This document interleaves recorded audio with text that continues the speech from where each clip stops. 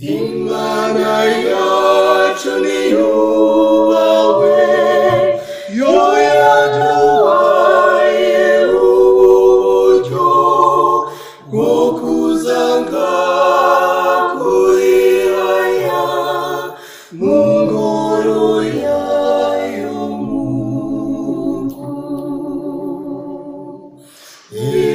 ego ni yubawe, ego nishemezwe,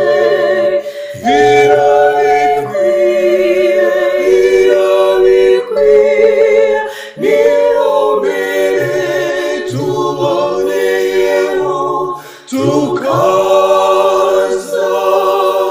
kuyihaya.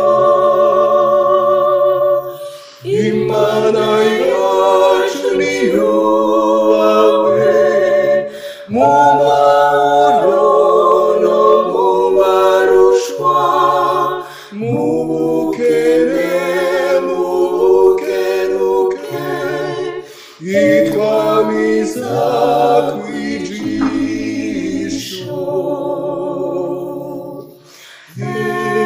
Ego ni yubawe, ego nishemezwe, irabikwiye, irabikwiye, niyo mbere